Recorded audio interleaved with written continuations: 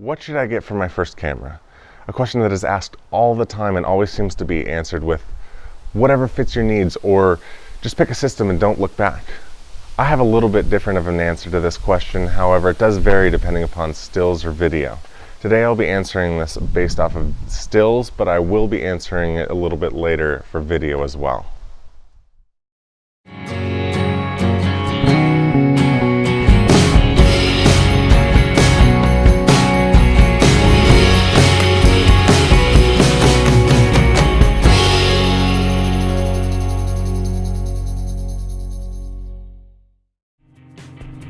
If you're new to the world of DSLRs, you're probably looking at cameras such as the Canon T6 or the Nikon D3300. Both are capable cameras and will have the features to help you learn photography as well as to take photos of your kids and family.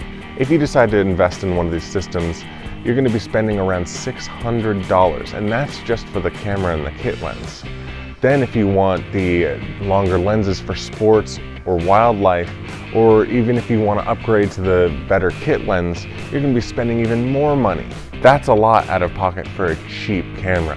Then in a couple months, let's say you realize that you're not really using the camera and you decide to sell it because it's just taking up space. Then you've just lost a lot of money because the camera lost some value. So which camera should you buy? So to answer this question, I put my money where my mouth is. This is the Nikon D5200, my recommendation for a good first camera. It's 2 generations old and I got it used on eBay for $300 with a lens and accessories. That's about half the price of the D3300 new. But do you get half the camera? The D3300 does have the newer 24.2 megapixel sensor. As far as resolution, that's not that big of a deal, but it does allow the camera to go up to 12,800 ISO. With expandable up to 25,600. It also has the new XPEED 4 processor.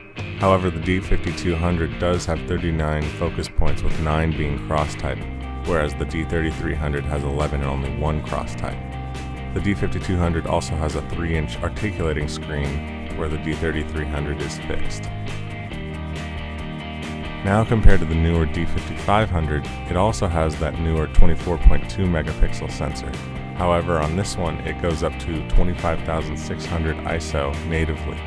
It also has the newer XPEED 4 processor, but unlike the D3300, it has 39 focus points as well as 9 being cross-type. It has a 3.2-inch articulating screen, but in this case, not only is it bigger, but it is also a touchscreen.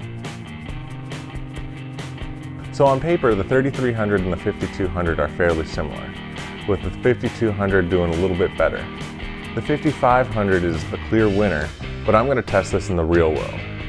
Right now I'm in our studio and I'm going to do a quick portrait shoot with my lovely girlfriend Megan.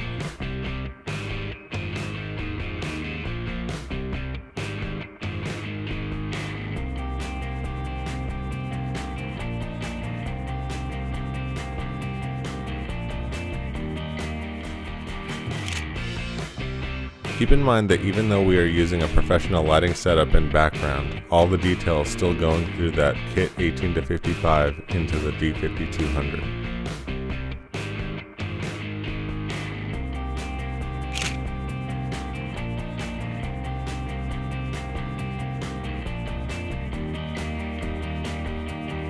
Another great use for this camera is going to be taking pictures on vacation, so we headed up to a trail near us to test this out.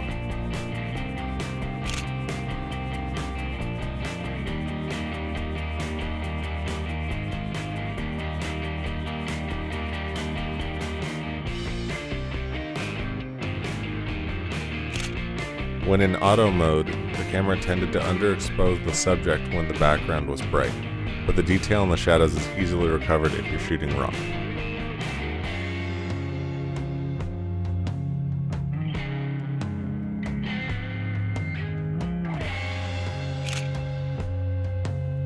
A very important trait to this camera is that it is very light and small, so it is easy to carry around with you. A very popular setting for parents would probably be the sports setting.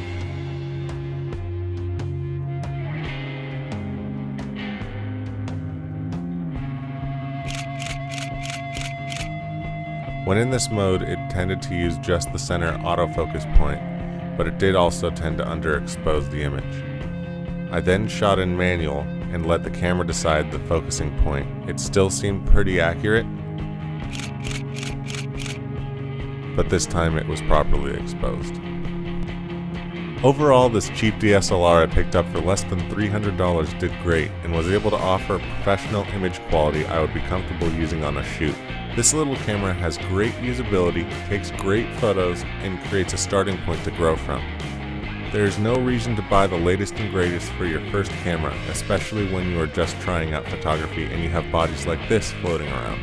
Once you learn and have found you have gotten everything you can out of a camera like this, that's when you know you should upgrade, and that's when it gets fun.